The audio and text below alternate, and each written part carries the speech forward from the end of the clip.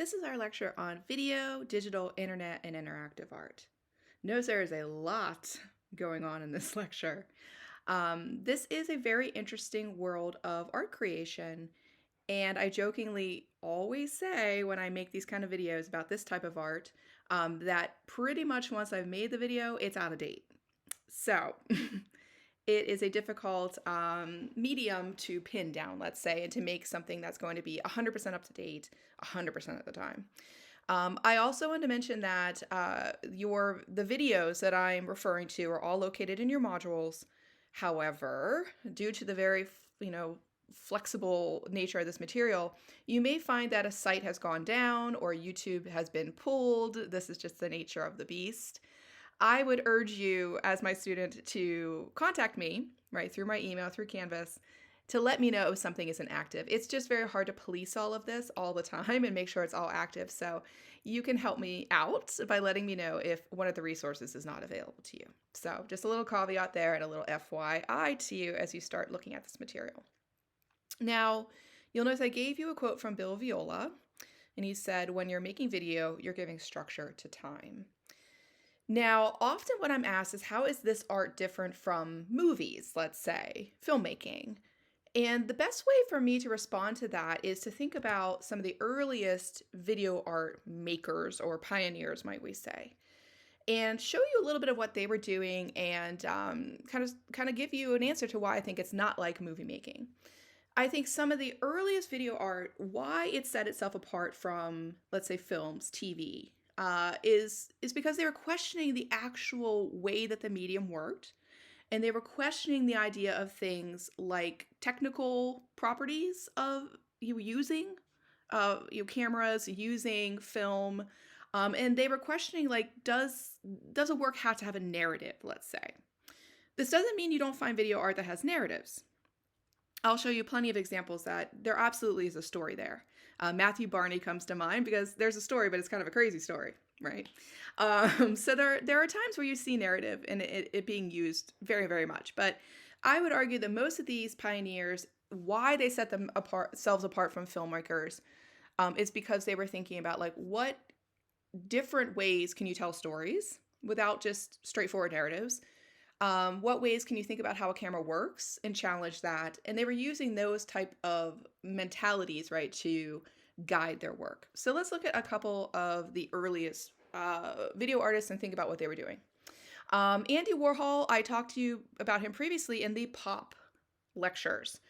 And he was very much known for his screen prints, the soup cans, right, the Marilyn Monroes, and his commentary on consumer culture, his commentary on, like, how we elevate things within pop culture in American society especially. But he's sometimes forgotten as a filmmaker. But I'd argue that his work sort of falls more into the challenging of filmmaking and more into what I'd call video art. This is his work Blowjob, and it is referencing what you think it's referencing.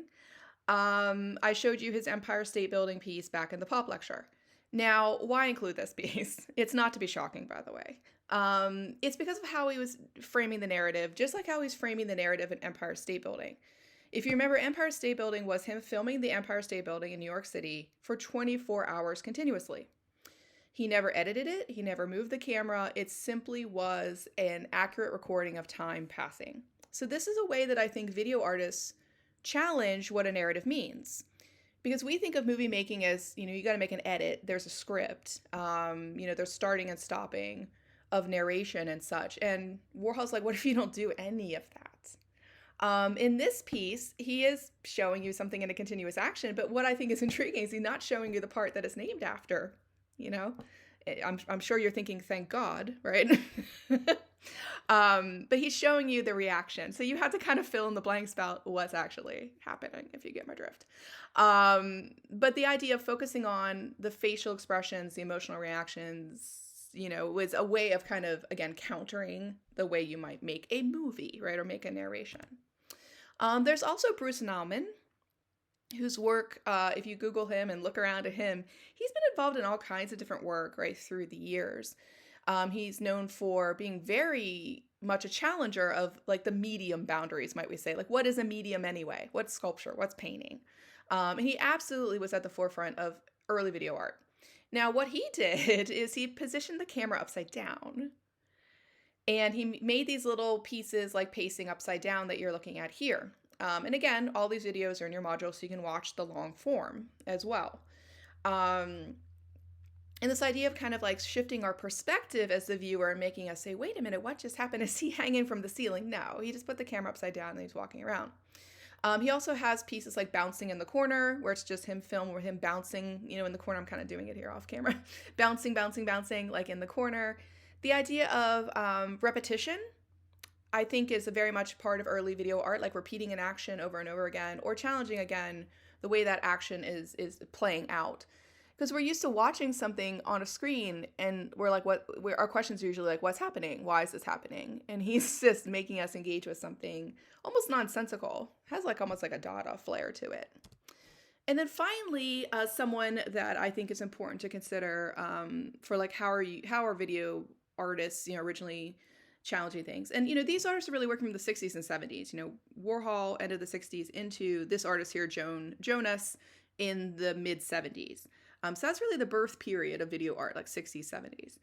What Jonas does is she is using kind of the mechanism of how TVs would project information. And now we have flat screens, so your experience of this might be a little bit different. But if you go watch like an old movie and look at what we call the cathode ray tube TV, what I grew up with, the big box TVs, that's what she's playing with. Because today, we have LED screens and things like that. The projection is done a completely different way. But originally, TVs were what we call cathode ray tubes. And that's why they were so big and boxy, because the ray tube was inside, right? The cathode was inside. In the way that it would project, you could see glitches, you could adjust, right, the tracking, as we say, to make it glitch. You could adjust the tracking and, make it sort of clean out, right, and become clear again. And so in Vertical Roll, she just keeps having the tape glitch like over and over. So when you're watching it, it's always kind of rotating and rotating and rotating and rotating. So it's about kind of messing with how something is projected or how something is imaged, more than the actual imagery you're actually looking at, right, might we say. That's not the point of what she was doing. So again, I hope these three artists kind of maybe help frame to you why this isn't filmmaking as we think about going to the movies, right? We're not going to see like, the recent blockbuster. We're not going to see Dune, or we're not going to see, Arrival or something like that. We're going, to a different place with these, where we're thinking outside narration. We're thinking about technical properties when we're considering why video art is in its own category, might we say. In the next video, I'm going to walk through some video artists of note. The way I tried to organize this is I tried to think about people who are using kind of new ways of telling stories, but really through like what we call single or double channel video installations. And I'll kind of speak more to that when I'm showing you the visuals there. Then I sort of moved more into video artists that start using props or start considering mechanization. Someone like Nam June Paik, who starts to create sculptures out of TVs, might we say. And then I kind of move you into like, sort of political messaging, probably, feminist messaging, things that kind of have social implications. So there's not really a specific structure, but in some ways there is in my mind. But I think you could look at them in any order and still gain the same information. Then at the end, we're going to be looking at digital artistry. Digital artists, they tend to be lumped as people who are using digital tools to alter imagery. And then we'll also look at some internet art briefly and some interactive art as well.